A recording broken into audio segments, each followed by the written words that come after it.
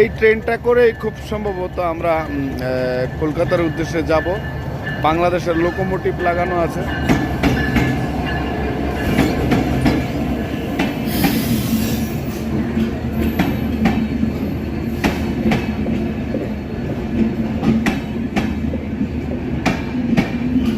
হ্যাঁ, এইটা করেই।